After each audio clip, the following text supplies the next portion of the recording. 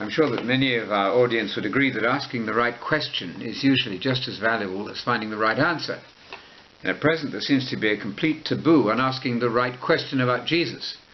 And that question is this: could Jesus sign the faith statement of all of the evangelical and other churches in our land? Could he sign a statement which said that God exists in three persons, one God in three persons, one essence in three persons, one essence, one what, and three whos? Could Jesus sign that sort of statement? Could he in fact join your church? I would invite you all to think very deeply about that. In Mark chapter 12, there's apparently a friendly scribe. It's true that in Matthew the scribe is described as testing Jesus, but testing wasn't necessarily a bad thing. He wasn't necessarily, this particular scribe, testing Jesus in a hostile way. What he did was to ask Jesus, what is the greatest of all the commandments? And Jesus did not equivocate, did not budge, did not waver in his answer. He gave a completely public and straightforward answer to that question. What is the greatest commandment? It begins with a command, an imperative. Listen, Israel, the Lord our God is one Lord.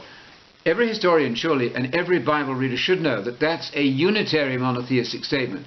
It is not a Trinitarian creed. Jesus was not a Trinitarian. He replied forthrightly to that scribe, agreeing with the scribe, and the scribe agreed with Jesus. That's what's so clever about that passage in Mark chapter 12, that the Lord our God is a single Lord. That's a Unitarian statement, not Trinitarian. I'm very impressed with this remark from a historian writing on the evidence, or Jesus, the evidence. He said this: if Jesus had wanted to institute a formula for the religion he taught, there's one moment described in Mark's Gospel when he had the perfect opportunity to do this. A scribe is reported as having asked him, which is the first of all the commandments? It was an occasion to which Jesus could have imparted one of those characteristic twists, bringing in something new, something involving himself, if he wished us to believe that he was a member of the Trinity, on an equal footing with God the Father.